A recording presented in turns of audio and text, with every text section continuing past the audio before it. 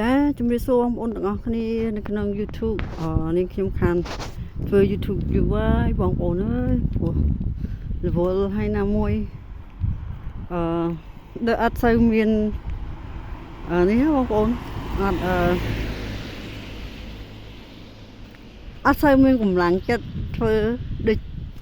អញ្ចឹងឥឡូវចាប់ផ្ដើមធ្វើវិញឲ្យបងប្អូនអើយបងប្អូនដែលគ្រប់គ្រង Channel YouTube របស់នាងខ្ញុំសូមកុំភ្លេចជួយ subscriber ផងបងប្អូនអើយនេះថ្ងៃនេះគឺជាថ្ងៃទី18ច្រឡំ17ខែ17ខែ12ច្រឡំខែ11 17ខែ11ឆ្នាំ2025គឺថាអាកាសធាតុនៅប្រទេសអាល្លឺម៉ង់ព្រឹកនេះគឺម៉ោង8កន្លះហើយបងប្អូនអើយហើយនេះគឺជាទិដ្ឋភាពនៅក្នុងភូមិដែលខ្ញុំរស់នៅបងប្អូនគឺថាត្រជាក់បងប្អូនអើយព្រឹកនេះគឺ3-4 អង្សាអីទេបងប្អូនអើយហើយត្រជាក់ណាស់មានខ្យល់ហើយភ្លៀងរហូតដល់ខែជិតដល់ខែព្រិលធ្លាក់ហ្នឹងគឺថាអាកាសធាតុពួកអាប់ភ្លៀងខ្យល់អត់ល្អទេបងប្អូនអើយខែនេះគឺខែទៅណាមិនកើតទេបងប្អូននៅតែផ្ទះនឹងឯងទៅណាមកណាត្រូវប្រើឡានប្រើអីបងប្អូនជិះម៉ូតូជិះកង់អត់កើតទេត្រជាក់ណាបងប្អូនអើយសូម្បីតែខ្ញុំកាន់ទូរស័ព្ទថតហ្នឹងក៏ត្រជាក់ដៃដែរបងប្អូនអើយហើយអរគុណច្រើនបងប្អូនទាំងអស់គ្នាដែលតែងតែគាំទ្រដល់ Channel YouTube របស់នាងខ្ញុំផងដែរហើយនេះខ្ញុំនឹងព្យាយាមរកវីដេអូថ្មីបន្តទៀតដើម្បីជូនបងប្អូនទាំងអស់គ្នាបានទស្សនា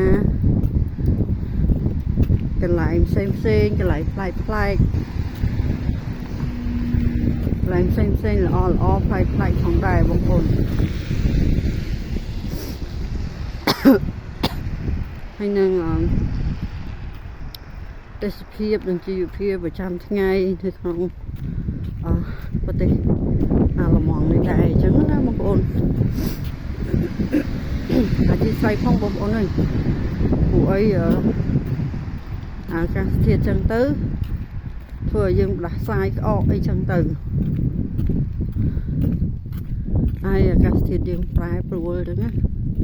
មួយថ្ងៃហ្នឹងគឺមេឃចឹងជាប់បងប្អូនអើយមេឃអ៊ូអាប់ភ្លៀងម្សិលមិញភ្លៀងតាំងពីព្រឹកដល់យប់តើណាកើតទេតែសំណាងម្សិលមិញជាថ្ងៃអាទិត្យថ្ងៃនេះថ្ងៃច័ន្ទចឹងហើយ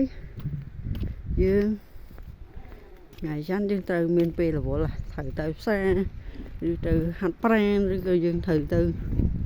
ធ្វើការអីចឹងទៅហើយបើដល់ខែធ្លាក់ព្រិលប្រយ័ត្នទៀតធ្លាក់ព្រិលខ្លាំងគឺ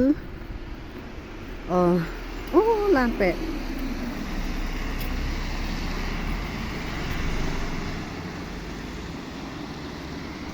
ធ្លាក់ព្រិលខ្លាំងគឺបងប្អូននេះ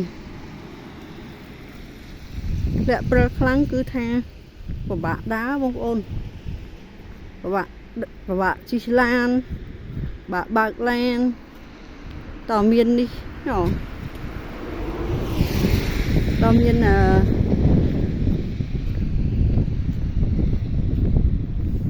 តើមានត្រាក់គេជោគព្រិលហ្នឹងចេញទៅយើងបើកឡានទៅរៀងស្រួលបើសិនជាអត់ជោគហ្នឹងគឺពិបាកក្នុងការបើកឡានមែនតើល្អលខ្លាំងណា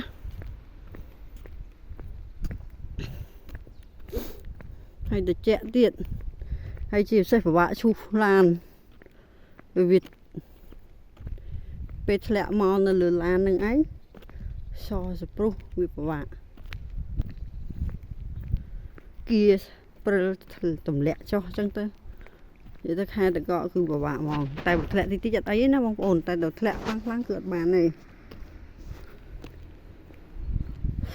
thôi bong bong là đàm sữa chụp sạc ở hai chụp sạc ở rồi lên ở miền sao tây ok con trai bong bong từng ở kia để tam đan tu sna videoរបស់នាងខ្ញុំជូនពរសុខភាពល្អសំណាងល្អទាំងអស់គ្នាជម្រាបលាបាយបាយ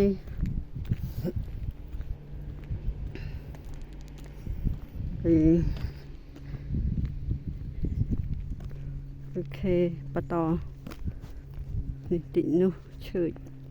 អូខេជម្រាបលាទាំងអស់គ្នាបាយបាយ